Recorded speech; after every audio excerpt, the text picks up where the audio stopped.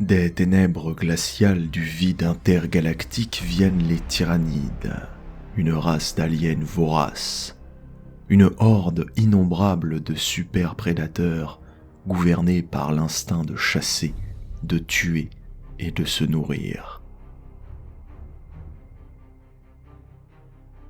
Chaque tyrannide est une arme vivante, une cellule d'une vaste entité collective contrôlée par la volonté de l'esprit de la ruche.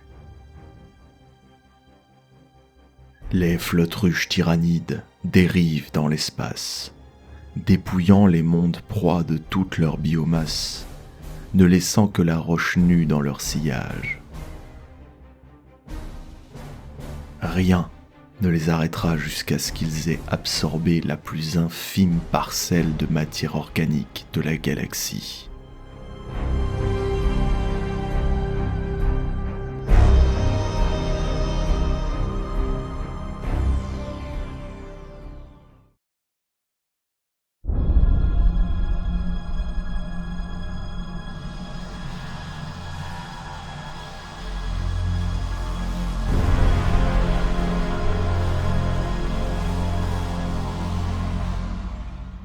Les tyrannides voyagent à travers le vide intergalactique en vastes flottes-ruches.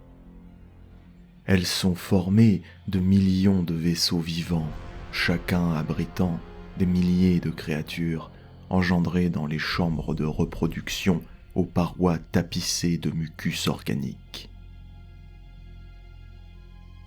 Toutes ces créatures sont liées à la gigantesque entité qu'est le vaisseau, qui à son tour n'existe que pour servir la flotte-ruche dans son intégralité. Les tyrannides ont ainsi une intelligence collective qui leur permet d'agir et de percevoir les choses comme un seul être, et leur donne une maîtrise totale de chacun des éléments de la flotte-ruche.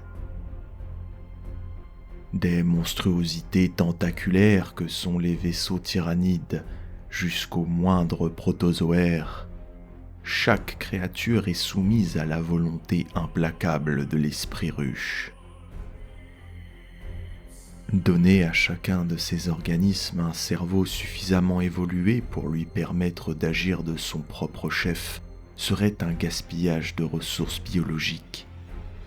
C'est pourquoi les plus petits d'entre eux sont contrôlés par des créatures spécifiquement créées à cet effet. Ils fonctionnent en symbiose parfaite, coordonnés par des ordres psychiques transmis naturellement des uns aux autres. Au prix de nombreuses vies, on a pu s'apercevoir que si l'influence d'un organisme tyrannide supérieur est supprimée, ceux qui en dépendent auront tendance à revenir à des comportements instinctifs. Pour cette raison, les flottes-ruches, tout comme leurs essaims, n'ont pas de commandant en chef à proprement parler, mais transmettent les ordres et les informations par le biais de connexions psychiques complexes. Tous les organismes tyrannides capables de relayer les ordres de l'esprit de la ruche sont de puissants psykers et communiquent avec leurs semblables non pas par le langage, mais par une sorte de télépathie innée. Qu'une telle concentration de créatures psykers puisse exister sans attirer dans l'univers matériel les démons du chaos est la preuve de la puissance des pouvoirs des tyrannides, ou plus simplement de l'absence d'âme de ces créatures. Les tyrannides ne fabriquent pas leurs armes et leurs vaisseaux à partir de métal ou de plastique. Ils usent à la place de manipulation génétique et de bio-ingénierie avec des matériaux organiques récoltés sur les mondes qu'ils ont dévorés. Chaque glande, bio-arme et projectile est un organisme tyrannide à part entière, depuis les spores polluant l'atmosphère des planètes jusqu'aux spires aux formes torturées s'élevant dans les airs et signalant la présence des tyrannides sur un monde. Les affronter, c'est faire face à une race englobant le microscopique et le colossal, chacun présentant une menace mortelle à son niveau. Les reines Nornes vivent dans l'espace et les redoutables dominatrix sont les formes les plus évoluées des tyrannides. Elles donnent naissance à des hordes sans fin de créatures, de vaisseaux et d'armes organiques. Au combat, les tyrannides submergent l'ennemi sous une avalanche de griffes et de crocs. Le potentiel de destruction qu'ils représentent est énorme, mais la menace physique n'est qu'une des facettes du problème posé aux autres races.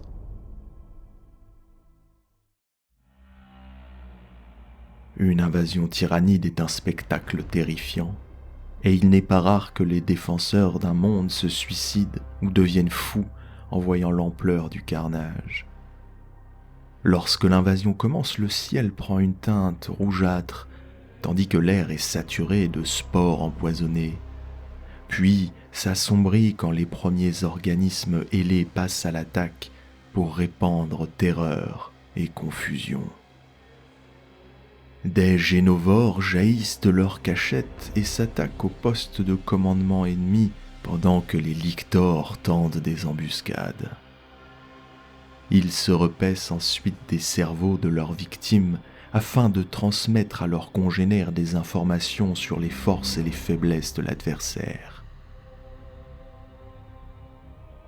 Les spores mycétiques tombent par milliers et s'ouvrent à l'impact comme des fruits trop mûrs, libérant dans des gerbes de liquide visqueux des essaims de créatures.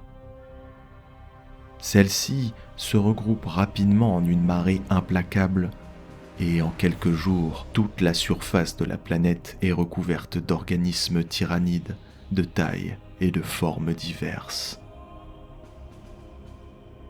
L'implantation des spores microscopiques des tyrannides est si efficace que même la flore locale est irrémédiablement altérée avant d'être absorbée. Leur germination est rapide afin de permettre à la flotte ruche d'assimiler la biomasse une fois toute défense vaincue. Lors des dernières étapes de l'invasion, des nuées de voraces dévorent tout sur leur passage avant de plonger leur corps bouffi dans le liquide acide des fosses de digestion. Une fois digérée, la biomasse est transférée vers les vaisseaux de la flotte ruche par le biais des tours capillaires. Parvenue au cœur des vaisseaux, elle est remodelée afin de créer de nouveaux organismes. C'est ainsi que les corps des défenseurs de la planète, sa faune et sa flore sont recyclés. Avant même le début d'une invasion, les défenseurs doivent faire face au désespoir. En effet, des flottes ruches émanent une signature psychique connue sous le nom d'ombre dans le Warp, rendant impossible toute communication astropathique et rend donc très difficile tout appel à l'aide. Ainsi, la flotte ruche isole chaque monde sur sa route avant de le dévorer. Implacable et inexorable, la race tyrannide représente la plus grande menace à laquelle l'humanité et toutes les races de la galaxie aient jamais eu à faire face.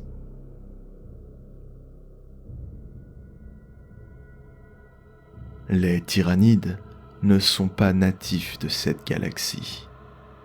Ils ont voyagé à travers le vide interstellaire pendant des millénaires. Ils ont réussi à traverser ces étendues ténébreuses pendant des siècles pour atteindre le bord des Segmentae Majoris. Nul ne sait s'ils ont entamé ce périlleux voyage parce qu'ils avaient déjà dévoré toutes les vies de leur galaxie d'origine ou parce qu'ils fuyaient un adversaire encore plus redoutable qu'eux. Il est possible qu'ils se nourrissent de planètes depuis des temps immémoriaux et que cette galaxie soit la dernière en date à subir leur déprédation. Quoi qu'il en soit, ils ont dû dépenser des quantités incroyables d'énergie et faire preuve d'une volonté inimaginable pour survivre à un voyage aussi éprouvant. Au cours de leur parcours de plusieurs milliers d'années à travers le vide intergalactique, ils sont entrés dans un état proche de l'hibernation Mais désormais, ils se sont éveillés affamés et mettent en péril la survie de toutes les créatures existantes.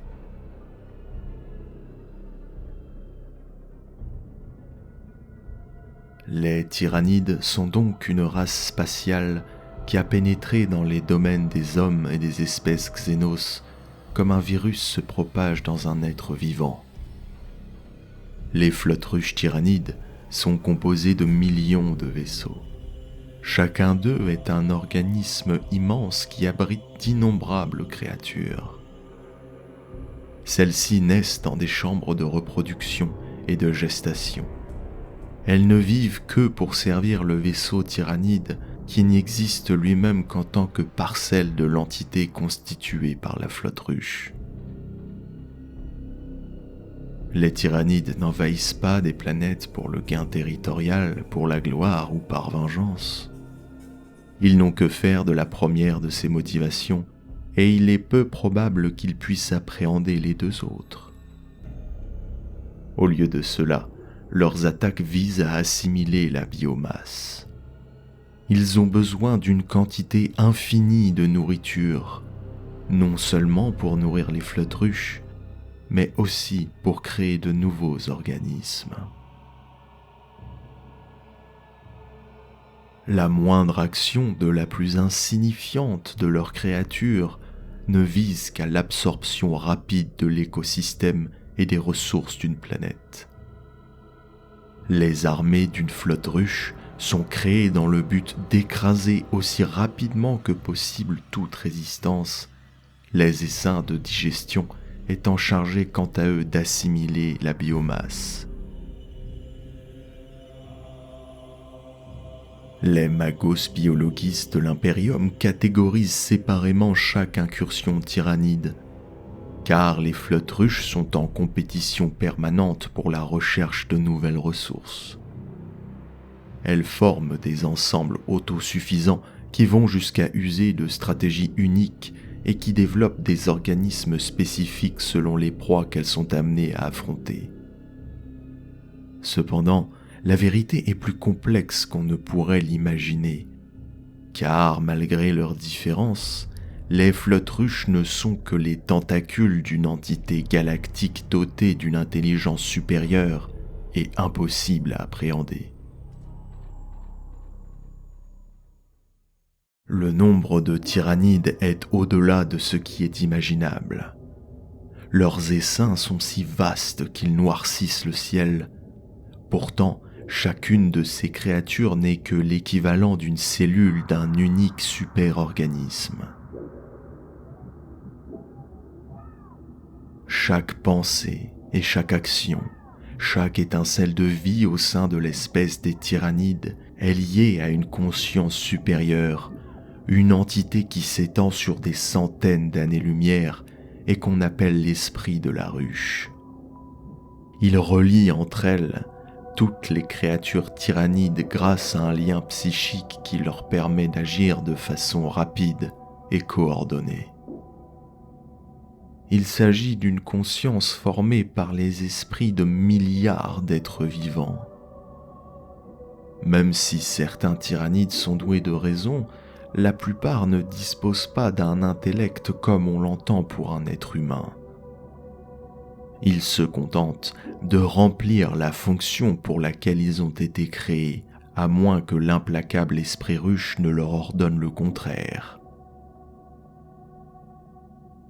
Il maintient donc un lien psychique entre tous les tyrannides, et sous son influence, ces derniers ont dévoré d'innombrables planètes ainsi que leur civilisation depuis des temps immémoriaux.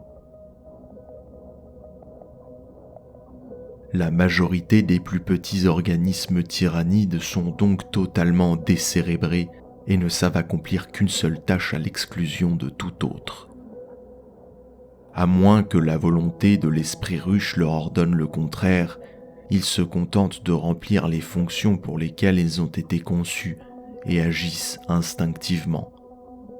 Les créatures plus grandes et plus évoluées sont capables de prendre des décisions simples selon les situations, mais elles restent invariablement soumises à l'esprit de la ruche. L'influence de celui-ci est plus forte à proximité de créatures telles que les guerriers tyrannides et les terrifiants tyrans des ruches.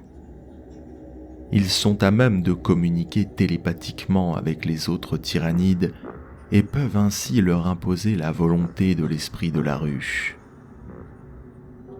Sous l'impulsion de ces organismes, les tyrannides sont capables d'agir avec une synchronicité parfaite, car ils sont alors soumis aux impératifs psychiques d'une intelligence commune. Toutefois, si les créatures synapses sont tuées, le lien qui unit l'esprit ruche à ses enfants est coupé et la plupart des créatures reviennent à leur comportement primitif. C'est à cause d'un tel risque que les nuées des tyrannides ont toujours plusieurs chefs, afin de créer un réseau synaptique aussi vaste et efficace que le réseau de commandement le plus évolué des autres espèces.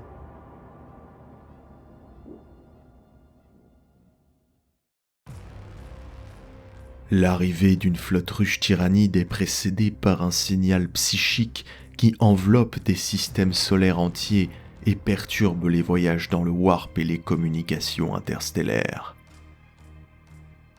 Entourés de parasites psychiques, des mondes entiers sont soudainement condamnés au mutisme et ne peuvent rapporter les événements qui se déroulent à leur surface ou les horreurs qui sont sur le point de les assaillir. C'est l'ombre dans le warp, et elle augure invariablement d'invasions à grande échelle.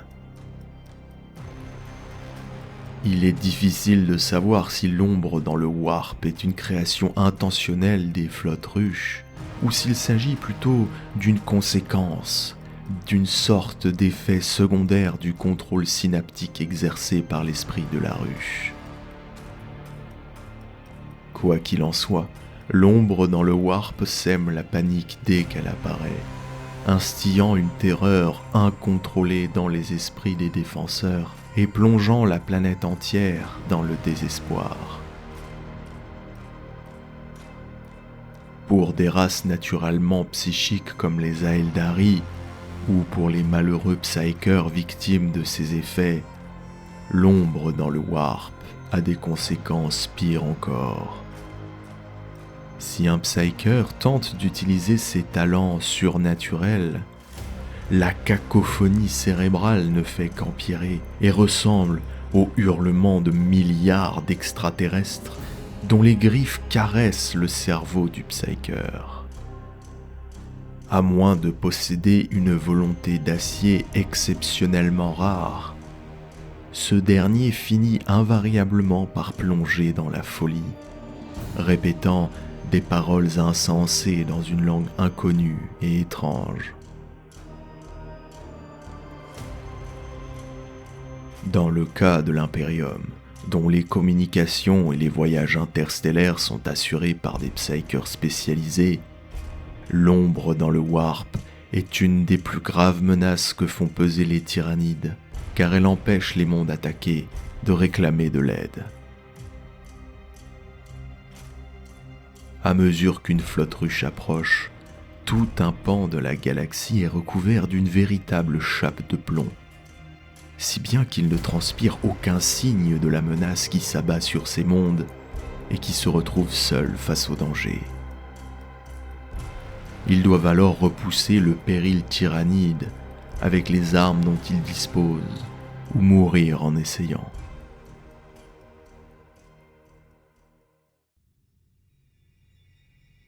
Les tyrannides ne communiquent pas avec les autres races. Pourquoi le feraient-ils ? Ils sont bien au-dessus de toutes les autres formes de vie, telles que l'humanité, exactement comme l'humanité se situe au-dessus du bétail dont elle se nourrit.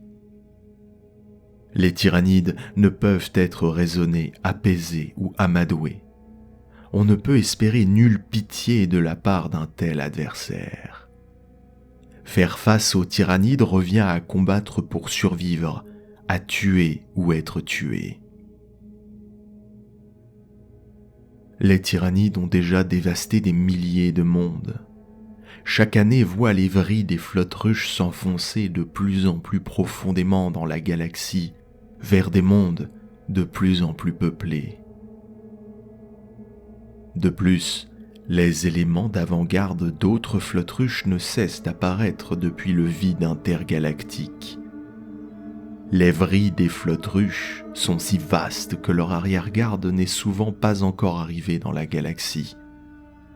Mais leur allure augmente alors que l'esprit ruche s'éveille et qu'il appelle de plus en plus de tyrannides à se joindre au cycle sans fin, se nourrir, grandir, survivre.